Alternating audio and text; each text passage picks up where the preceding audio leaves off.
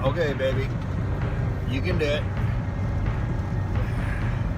Don't get stuck. Come on, baby. You can do it.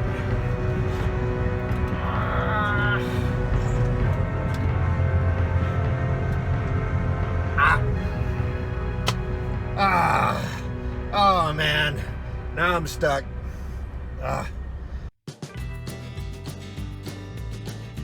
Bragger, this is the truck and tanker yanker. I'm 10-8 with my 10 in the wind. My heaters are glowing, my manners are showing.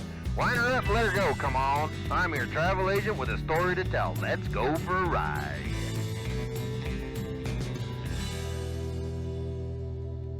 Hey, it's Truck and Tanker Yanker, and I'm back, and I want to tell you about getting stuck in the mud in the oil field. That's right. Now, getting stuck in the mud in Montana is a little different than getting stuck in the mud someplace else. And the reason why is because Montana gumbo is waterproof. It don't suck up moisture.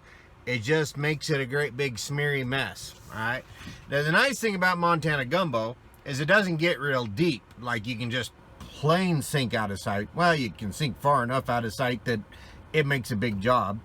But you don't like, you seen them 8-wheel drive tractors that just plumb disappeared and the only thing sticking out of the mud's a cab. Montana gumbo don't do that unless you're doing it in a field like with an 8-wheel drive tractor. I'm just saying. All right. So anyway, I was some years back. I was in the oil field with the company I work for now, but I started off in the oil field, so that was been about 17 years ago or so. And I was going to one particular oil well that was 20 miles off the main road. Main road being what we call a main road would be called a pavement. All right. So there was 10 miles of dirt county road to get to the 2-track on the ranch property. So we're on a dirt county road, and then you for 10 miles, and then you take off on a ranch road, which is just, think, you know, a 2-track is basically got 2 war spots with grass in the middle. That's 2-track. All right. So and about 10 miles of that. So in varying degrees of, you know, it's got cattle guards, you're going through pastures and all that kind of stuff. And it's, you know, you're always going through cows, and because that's out in cow country. And anyway, so it was it was like August, and it was a 90-degree day. And in Montana, we get summer thunderstorms, and where it'll rain sometimes pretty near an inch, you know, within a very short period of time. Not like Houston or something like that, or Missouri or something like this. But we can get a lot of rain in a short period of time, and then just turns back into nice again. Well, because it's so wide open here and you can see a long ways, oftentimes where you're at can be great, but you can see where there was a rain squall that probably wasn't more than a mile or a couple of miles across, kind of moving out across the plains and everything. Well, anyway, and it was like a day like that. I didn't even remember seeing the rain squall, but it was 90 degrees plus, probably 95. It was warm. And I had to go to this particular oil well that was as far back into the woods. Well, it wasn't any woods, but far back into the country as any of our oil wells was that we went to. And anyway, so I got on the county road, and I always check to make sure I got dust. You look in your mirror and make sure you're kicking up a nice big dust storm, means there ain't no mud. And so it was a hot day, kicking up tons of dust. And, you know, we make pretty good time back there. And even with a A-train, I was pulling an A-train. A-train is basically 2 trailers. I have a main trailer semi, which is 48 foot long. And then I had a big long drawbar, probably it was 9 or 10 feet long. And then I had a little short pup. I don't remember how short that pup was. It was a morphodite looking thing. It didn't match my front trailer, which I kind of like my stuff to match. But so I got back in the country a little bit on the 2-track. So I was getting close to where I was at, and it was still dry and dusty. And I come to the top of this hill, and we call it the Sand Hill, and it's kind of a steep dirt, you know, it's just plain dirt road going down there, and we call it the Sand Hill. It's kind of sandy and mucky and muddy when it's wet and that type of thing. You can get stuck on that hill real easy coming out of the hole.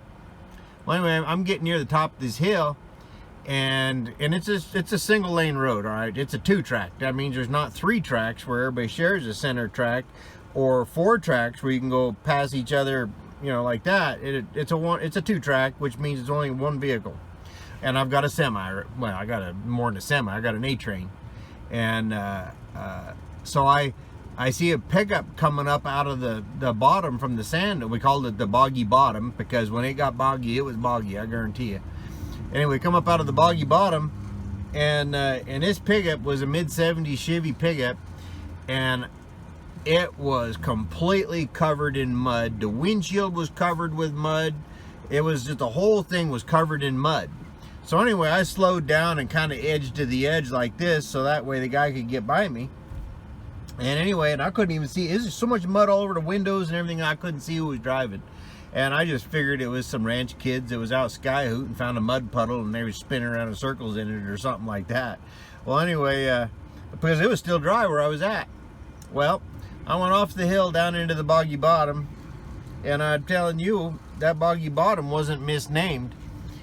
Apparently, sometime in the last 12 hours or whatever, it had rained hard in this little area, probably no more than a couple of miles across, maybe a mile across, something like that. It rained real hard, and that guy didn't find a mud hole to just spin around in circles in. He got that way being on the main road. Well, anyway, so I get to the bottom of the bottom, and it just turns to straight mud. And I'm throwing mud everywhere, and it's like, well, if I stop now to hang chains, and we had off-road chains, and them off-road chains, anybody seen them, they're heavy. And 3-railer off-road chains are very heavy. I don't know what they weigh, 100-some pounds probably. Anyway, and you know, they're really, got to drape them over all your tire and stuff like that. That big, heavy, I mean, there's big links on that stuff. So I didn't really want to hang my chain, since, you know, really, I hate hanging chain. Everybody hates hanging chain, especially that heavy garbage like that. And so you just, hopefully I'll be able to make it through. I only had a couple of miles to go in order to get to my location to get loaded. The hill was okay. It was just when I got to the bottom of the hill. Well, it went from mud to, I turned a curve, and it was like Lake Low. It was just water across the road. You couldn't even see the road. Well, I knew where the road was. I'd been down there enough. So I just kept my motor mashed, and I dove into the water, and ball of water shooting up on both sides of me like this, and I kept going. Well, there was a culvert. You couldn't see the culvert that was supposed to drain water from this side of the road to that side of the road, but water was just everywhere, and I was just heading for the curve. You know, there was a curve up ahead, and I could see the curve, so I'm just heading straight for the curve. As long as I'm going straight, I should be on the road, and the curve wasn't in the water. So I'm aiming for the curve, and apparently what it appears is that culvert must have washed out. That's the only thing I can think of. Couldn't see it, because holy cow, that was a great big bump, and I was whoomp, and I looked in my mirror, and my little pup trailer, it was just a little short thing. It was only maybe, I don't know, 20 feet long, something like that, maybe 24 feet long.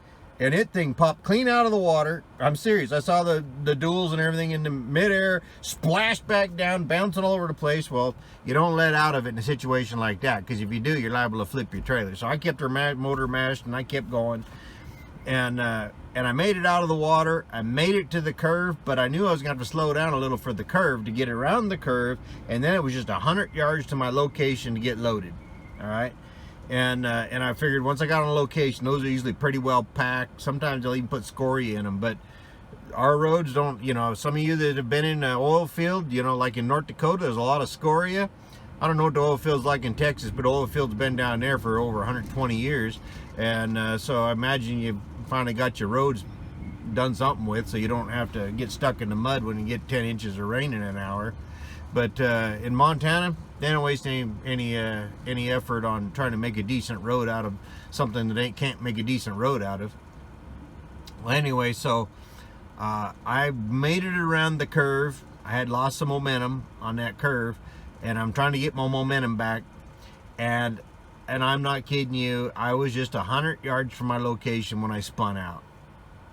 Just like in the intro here, I kind of recreated getting stuck. And that's kind of the way it is. It's like, man, now I'm stuck. You know, now what am I going to do? It's like, I know what I got to do. I got to go out there in the mud and hang chains in the mud. Well, I was sunk to the almost to the axles, which it was hard down at that point. It's just the top, this much of ground was just slime, and then it was hard down here. So I got out and I started hanging chain. Well, I got duals on my truck, and it was literally looked like one giant. You can't see, my arms are a little further apart here than the camera will pick up, but it was like one giant Mickey Thompson brown slick in every position, because the mud had filled up in between the tires. I had a Kenworth at that time, and it was a Kenworth day cab, and so I had to, well, I guess, you know, everybody, they make them different now, but it had round holes in the wheels, and it looked like Play-Doh factories coming out between the wheel, out of the holes in the Alco aluminum wheels. It was just big tubes of mud come out those holes like that. It was just kind of weird. It looked like Play-Doh factory type thing. And anyway, so I got my 3-railers on now to keep from getting all muddy. It's 95-degree day, all right? And I had, you know, like I carry my stuff with me, even my winter stuff in the summer. I grabbed my Carhartt coat that I had. It's an Arctic Carhartt, okay? Keeps you nice and toasty, well below zero. That was the only thing I had to put on to keep me from getting totally muddy, crawling around the ground underneath my truck, trying to hook up the third rail on the 3-railers on the inside. Hooking that up, you had to crawl around up there and try to get it. Anyway, and I had to do it while I was sitting there stuck too, which is even harder. So you drape your chains over like that. You got to hook them here, you got to hook them in the middle, and you got to hook them on the inside. And so I'm laying on the ground trying to hook them on the inside. That's the first one you do. You try to get that good and tight, and then pull the chain over towards the outside. Try to hook your center rail, and once you get that hooked, then you can get your outside rail hooked. And I think we had cam lock and chains, so you lock all your cams down. Well, anyway, I could not get my center rail. The chain wasn't long enough, because of that. Normally it fits in between the tires, but since it was just smooth clear across, the chain was that far away from meeting. So I had a bungee cord. I hooked it to this chain, I hooked it to that chain, bungeed it together like that, hoping it would stay together long enough to get me onto the location where it wasn't so muddy. Well, this particular truck, so I got my chains on, such as it was, you know, kind of jury rigged to center rails on my 3-railers. Had all my 3-railers on, but this particular truck had a 20,000 pound front end. Well, what that basically means is I had what they call wide base tires on my steer tires, so that I could actually go 20,000 pounds on my steering. And not that I ever did, but this particular truck was capable of doing that. And so these wide base tires also push a lot of mud when you're stuck in the mud. Well, I tried to get going, and I couldn't go. So, but I could back up. So I backed up, and then I hit the mud, and I made it another foot or two. Backed up, so I could actually, the track that I'd already dug in to get to that spot, I could drive backwards and forwards on it. But what I had to do is I had a shovel with me. I always carry, I got it even on the back of this truck here, even though this truck doesn't go out and off-road like that particular truck used to. I still carry a shovel with me, and it's right behind my cab.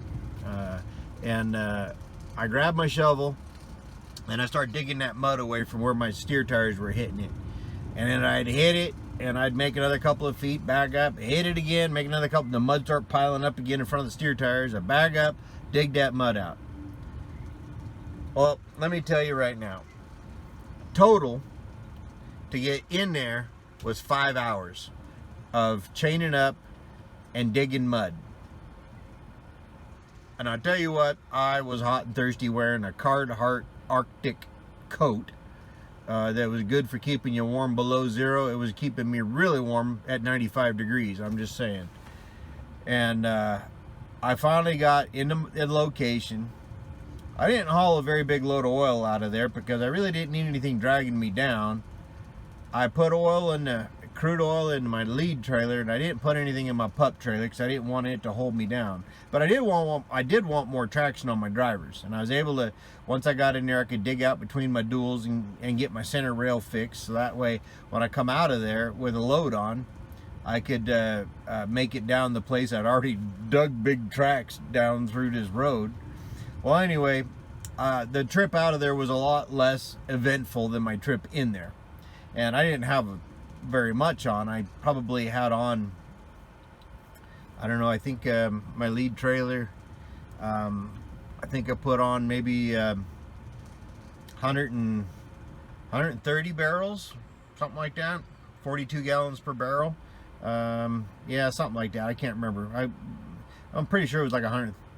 I think all total, front and back, if I had a full load on, was 230 barrels. Might have been 150 barrels I had in the lead trailer, something like that. Anyway, so I put on my load on the front and I got out of there. And what I understand, because the pumper that pumps that unit, he had been getting money from the leaser, whoever owns the lease on the oil well, to fix road. Well, that particular guy had never fixed the road. And he was supposed to have fixed them culverts, apparently, so the water would drain better. And he'd never fixed the culvert. And so it made it a bigger mud hole than it actually needed to be. But I guess from that one trip I made in there, he had to fix the entire road, add rock, all sorts of stuff, because I really tore it up. And it wasn't my fault. I didn't get rode up for it or nothing like that, because he was supposed to put the money that he was being given into the road. He never did. Who knows what he did with the money? I don't know. Whatever. Anyway, so that. I've been stuck in the snow before where I had to dig, but it didn't take 5 hours to dig me out. There was one time I was stuck in the snow, and a propane tank was well off the road I was supposed to get to, and it just looked smooth out across there and up to the tank I was supposed to go to, the location. And I think I was in this truck, I'm pretty sure.